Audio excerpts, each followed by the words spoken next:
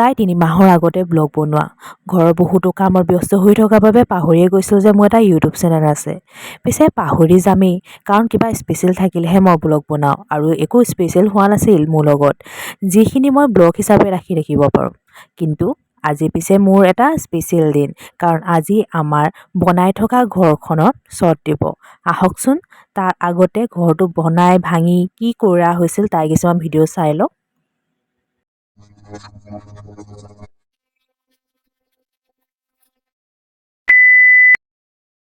ঠিক আছে, আহক একদম আৰম্ভণি পৰা কওঁ। এই যে ফটোকেইখন দেখিছে, এই ফটোকেইখন হৈছে 27 নৱেম্বৰ 2023 চনৰ। সেইদিনাই আমি ঘৰখনলৈ বুলি প্ৰথম খুঁটা পুতিছিলোঁ। হেঁপাহৰ আৰু সপোনৰ ঘৰটো সজাৰ প্ৰথম খোজ। কিমান যেন ফূৰ্তি লাগিছিল সেইদিনা, আপোনালোকক মই শব্দৰে বুজাব নোৱাৰোঁ। লাহে লাহে কাম আগবাঢ়িল। প্ৰথমতে ভীমৰ পিছত খুঁটা। সকলো যে এটা নতুন নতুন শব্দ, জনা বুজা হোৱাৰে পৰা এনে অভিজ্ঞতা পোৱা নাছিলোঁ। বেলেগৰ ঘৰ বনোৱালেও ইমান গুৰুত্ব দিয়া নাছিলোঁ। এতিয়াতো নিজৰ ঘৰতে হ'ল, কেনেকৈনো গুৰুত্ব নিদিয়াকৈ থাকিম, নহয়নে বাৰু? নতুন এটা ঘৰ সজোৱা হেঁপাহ আৰু ফূৰ্তিতকৈ সেই সময়ত ভাঙি থকা ঘৰটো দেখি মনটো অলপো ভাল লগা নাছিল, কাৰণ এই ঘৰটোতে থাকি ইমানখিনি জনা বুজা হ'লোঁ। এই ঘৰটোৱে আমাৰ বহুতো আৱেগ, অনুভূতি, সুখ দুখ সকলো দেখিছে, কিন্তু উপায় নাই, কিবা এটা পাবলৈ কিবা এটা হেৰুৱাবই লাগিব। অলপমান সহায় হওক বুলিয়ে হাতুৰিটো হাতত লৈছিলোঁ, কিন্তু যে এই কামটো অলপো সহজ নহয়, প্ৰথম 2 মিনিটতে গম পালোঁ। মানুহ থকা ঘৰ এখন ভাঙি নতুন এখন ঘৰ বনোৱাটো কিন্তু মিস্ত্ৰী দাদাকেইজনৰ বাবে যথেষ্ট কষ্টকৰ আছিল। তাৰে মাজত ঘৰৰ ভিতৰুৱা কষ্টখিনি মায়ে আৰু মই চম্ভালি আছিলোঁ। খোজৰ প্ৰতিয়ে ধূলি আহে আৰু তেনেকৈ ঘৰৰ গোটেই বস্তুতে ধূলি হৈ যায়, আৰু তাৰ মাজতে ঘৰৰ ভিতৰুৱা কামখিনিও চম্ভালি যোৱাটো বহুত কষ্টকৰ হৈছিল। তেনেদৰে চাওঁতে চাওঁতে ঘৰটো আধা অংশমান ভাঙি শেষেই হ'ল। আধা অংশত বৰ্তমান আমি আছোঁ। ইয়াতে শ্বটখন দিয়া ঠিক কৰা হৈছে। সেই অনুযায়ী দিন ৰাতি কাম। থকা ঘৰটো সৰু হৈ যোৱাৰ বাবে আমাৰ মানুহকেইটাৰ যিমানেই দিগদাৰী নহওক কিয়, সিহঁতৰ কষ্টটোহে বেছি হৈছে, কাৰণ ঘৰখনত মুকলিকৈ থকা কুকুৰকেইটা দিনটো বান্ধত থাকিব লগা হৈছে। এতিয়াৰ পৰা আৰম্ভ হৈছে মাটি ভৰোৱা কাম। ইয়াতে ক'ব লাগিব, প্ৰায় 20-25 কিলোমিটাৰমান বাট অহা যোৱা কৰি মিস্ত্ৰী দাদা আৰু ভাইটিকেইটাই দিন ৰাতি আওকাণ কৰি আমি ভাবি থোৱা সময়মতে কামটো কৰি আজৰি কৰি দিলে। এয়া দেখিছেনে, মাটি কামো সম্পূৰ্ণ হৈছেগৈ আৰু চিৰি কামো আৰম্ভ হৈ গৈছে। তাৰপৰা আহিল শ্বটৰ চাটাৰিঙৰ কাম।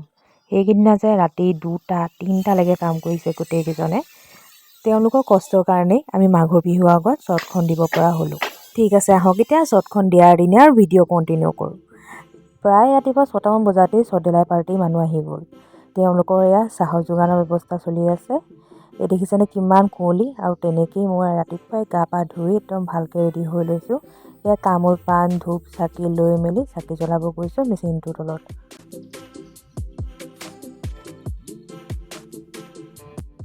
চাকিগছ জ্বলাই দিছোঁ, এয়া দেখিছেনে। তাৰপৰা সকলোৱে নিজৰ নিজৰ কাম ধুনীয়াকৈ আৰম্ভ কৰিলে। মই আকৌ মোৰ মেচিনটো আকৌ পানী গিলাচ খাইহে আৰম্ভ কৰিব পাৰোঁগৈ দিনটোৰ কাৰণে। তাৰে মাজত আকৌ ইহঁতকো পাহৰি যোৱা নাই। আনফালে 9টামান বজাৰ পৰা ভাতৰ যোগাৰ আৰম্ভ হ'লেই। ওচৰ চুবুৰীয়া বহুতে আহি আমাক বহুত সহায় কৰি দিলে।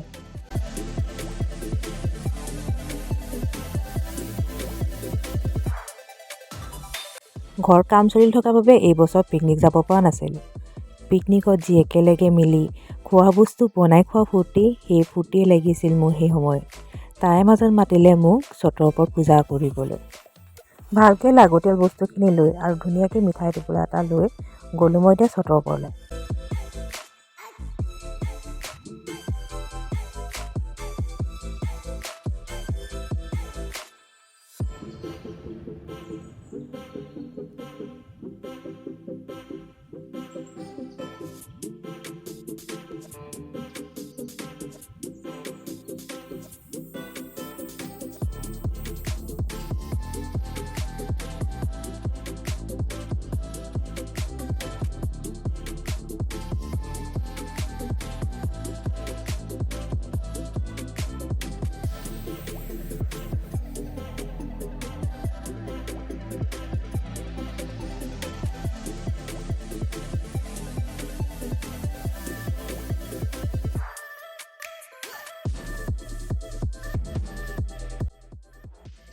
এইফালে আমাৰ ভাতৰ যোগাৰ হৈছেই।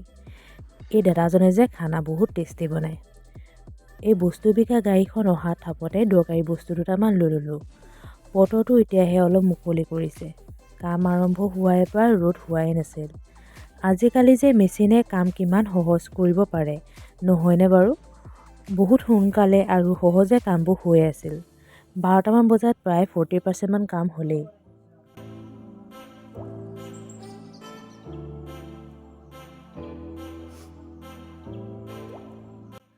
তাৰে পিছত খোৱা পৰ্ব আৰম্ভ হ'ল। খানাত আছিল মাছ বিলাহী জোল, পচলা মাছৰ জ্বলা ভাজি, মিক্স চব্জি ভাজি আৰু ভাত আৰু দাইল। এয়া সকলোৱে একেলগে মিলি খাই ল'লে। কাম শেষ হৈ আজৰি হোৱা মানে প্ৰায় 8টাই বাজিল। আৰু নেক্সট দিনাখন ৰাতিপুৱা শুই উঠিয়ে প্ৰথমেনো কিমাননো হৈছে শ্বটখন তাকে চাবলৈ গ'লোঁ দেই। এই শ্বটখন হোৱাৰ সপোন বা হেঁপাহটো এটা মিডল ক্লাছ ফেমিলি এটাহে গম পাব, কিমান কষ্টৰ ফলত যেন এইখন হৈছে। আৰু আগলৈ ঘৰটো কেনেকৈ বনাইছোঁ, কি কৰিম সকলো শ্বেয়াৰ কৰি থাকিম, চাবলৈ নাপাহৰিব।